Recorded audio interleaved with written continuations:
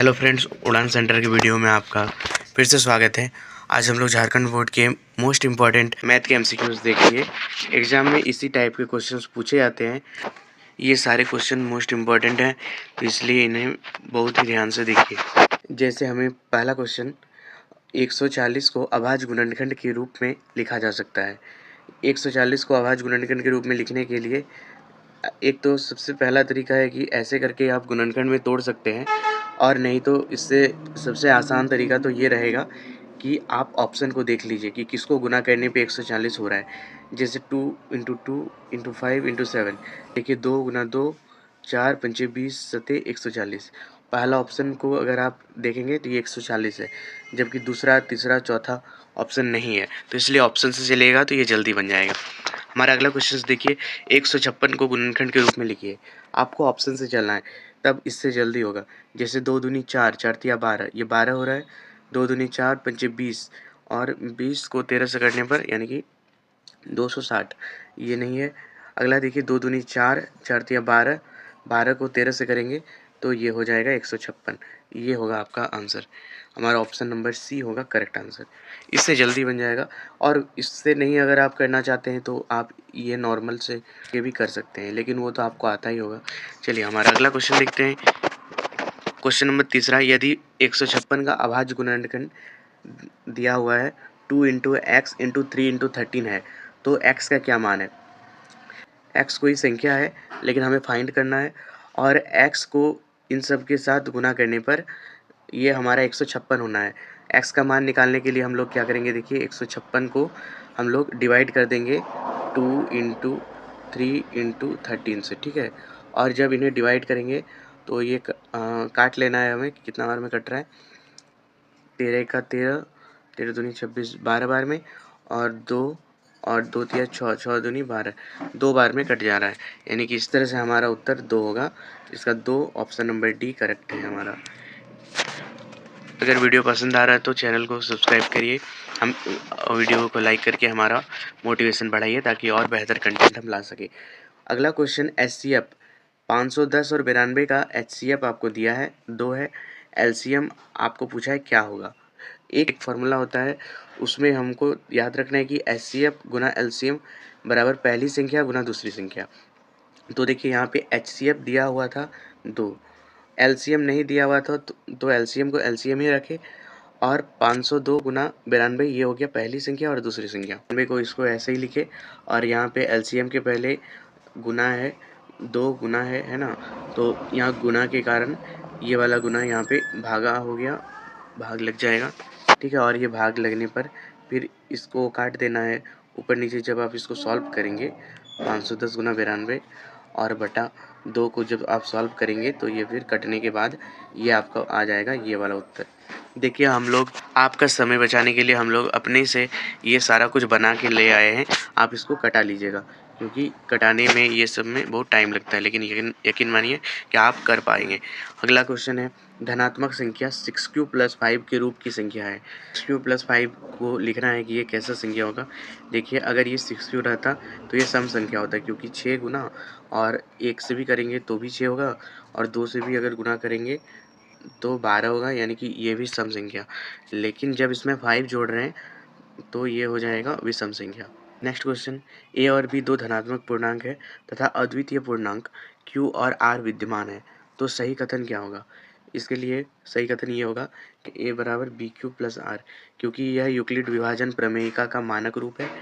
भाज्य बराबर भाजक गुना भागफल प्लस शेषफल, ये याद रखना है कि ये यूक्लिड के नियम से आया है। इसमें भाज्य बराबर भाजक गुना भागफल प्लस शेषफल होता है। उसी तरह यहाँ पे उसी नियम से यहाँ a बराबर bq + r लिखेंगे।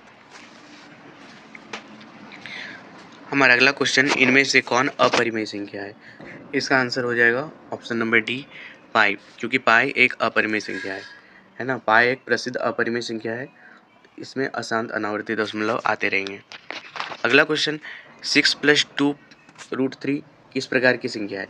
देखिए इस क्वेश्चन में क्या है ना कि यहाँ पे √3 है, ये अपरिमेय संख्या है, और अपरिमेय संख्या के साथ 5 जुड़ा हुआ है, तो अपरिमेय संख्या में कुछ जोड़ते हैं तो वो भी अपरिमेय ही होता है।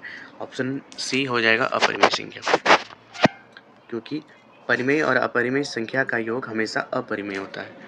हमारा अगला क्वेश्चन, 2√3 किस प्रकार की संख्या है? देखिए इसमें भी वैसा ही, √3 अपरिमेय संख्या है और इसका गुना हुआ है 2 के साथ।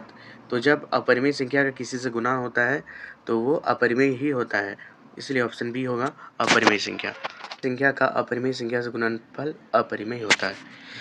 अगला क्वेश्चन, यूक्लिड विभाजन प्रमेय का बराबर BQ प्लस R में B क्या है? ये देखिए, ये था भाज्य, ये भाजक, ये भागफल और ये शेषफल R। यहाँ पे B जो है भाजक है, ये फॉर्मेट याद रखना है कि A भाज्य, B भाजक, Q भागफल और R शेषफल, इस तरह से। अगला क्वेश्चन देखते हैं, फिर से क्वेश्चन दिया है वही वाला कि पाई किस प्रकार की संख्या है? पाई है अपरिमेय संख्या, ऑप्शन बी अपरिमेय संख्या। हमारा नेक्स्ट चैप्टर बहुपद से हमारा पहला क्वेश्चन, यदि x² - 9x + a के शून्यकों का गुणनफल 8 है तो शून्यक है। देखिए शून्यकों का जो गुणनफल होता है वो होता है c/a और यहाँ पे इसका c हो जाएगा, c में हमारा क्या है, a है, तो ये a/1 और इस a/1 का मान देखिए, a/1 का मान हमें 8 दिया है, तो ये कोना कोनी गुना करेंगे तो a बराबर हमें 8 प्राप्त होगा। इस तरह से हमारे पास a बराबर जब 8 आ गया है तो अब क्वेश्चन में जो फॉर्मेट दिया है उसमें इस a का मान को पुट करेंगे, x² - 9x और प्लस, और a का मान अभी 8 निकला, 8 बराबर, और इसका फिर गुणनखंड करेंगे। गुणनखंड इसका जब करने जाएंगे तो ये हो जाएगा x² - x - 8x = 0 और फिर कॉमन ले लेंगे, x - 1 - 8 और इसमें ये दोनों में कॉमन आ रहा है 8, तो 8 लिए, उसके बाद ये हो x - 1।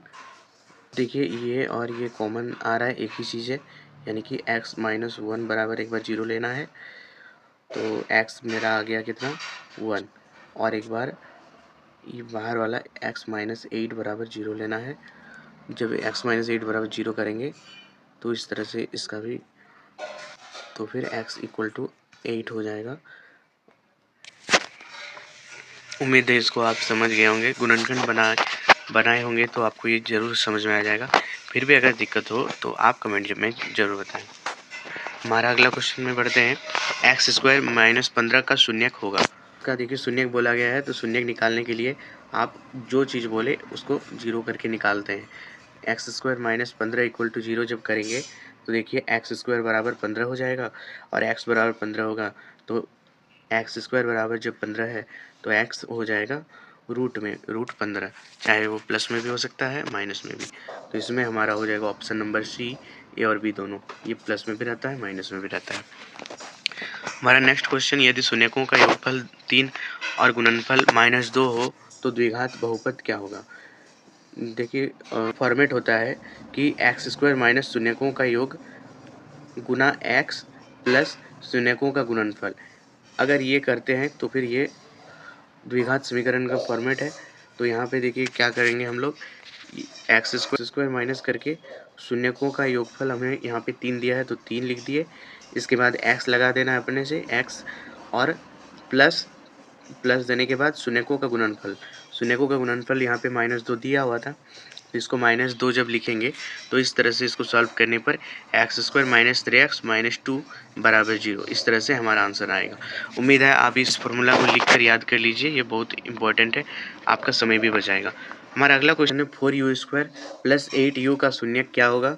तो देखिए इसमें देखिए 4u² और 8u में 4u कॉमन लेने पर ये 4u और ब्रैकेट में u + 2 = 0, शून्य कभी भी बोले तो 0 लेना ही है। इसके बाद अगर ये करेंगे तो देखिए एगो 4u = 0, इस तरह से u = 0 और एक हमारा u + 2 एक निकलेगा इक्वल टू 0, तो u = -2। इस तरह से इसको सॉल्व करने पे 0 और -2 हमारा उत्तर है। अगला क्वेश्चन देखिए, इसमें शून्यकों का योगफल है। शून्यकों का जो योगफल होता है वो होता है -b/a होता है शून्यकों का योगफल। यहाँ b में -7 है, यानी कि -7 और बटा a में देखिए x के साथ कुछ नहीं है, यानी कि 1 है। तो इस तरह से जब माइनस और माइनस गुना होके 7 बन गया बटा 1, 7 बटा 1 यानी कि 7। 7 हमारा ऑप्शन किस में है? B number correct answer. हमारा next question 3x² minus 12x के शून्य के निकालने के लिए इसमें वही करेंगे जो समीकरण दिया है बराबर 0, और इसमें इसे कॉमन ले लिए 3x और x माइनस 4 इक्वल टू 0।